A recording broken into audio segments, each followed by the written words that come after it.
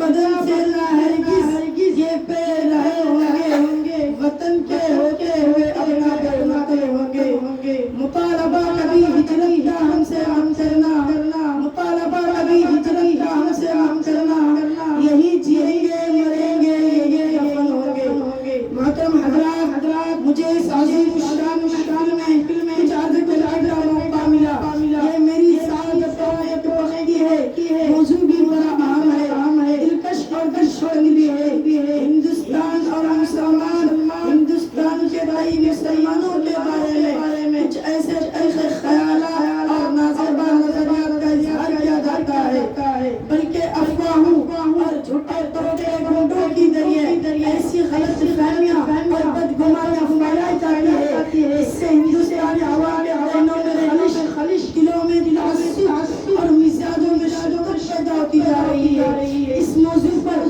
کلام کرنے کی ضرورت اسی لیے پیش آئی ہے تاکہ حقائق کو بے نقاب اور سچائیوں کو بے حجاب کر کے یہ واضح کر سکوں۔ ہندی مسلمان مادر وطن ہی ہمیشہ سمجھیدہ مغلم اور بے لوٹ رہا ہے۔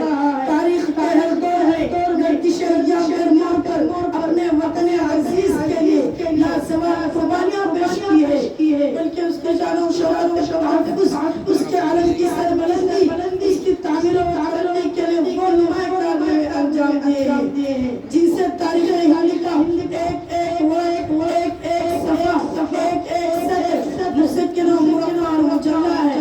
اٹھائے کچھ ورق لالا نے کچھ نرگس نے کچھ گل نے، اٹھائے کچھ ورق لالا نے کچھ نرگس نے کچھ گل نے، چمن میں ہر طرح بکھری ہوئی ہے داستاں میری۔ محترم حضرات، آج اس آخری میں سب سے پہلے بدگمانی و غلط کا اجازت ضروری معلوم ہوتا ہے کہ سرزمین ہند مسلمانوں کا حقیقی وطن نہیں ہے، بلکہ دوسرے ممالک اسلامیہ کے مہاجر ہیں، اور یہاں اگر آباد ہو گئے بلکہ ملک پر قابض ہو گئے۔ اس سے دو قدم آگے بڑھ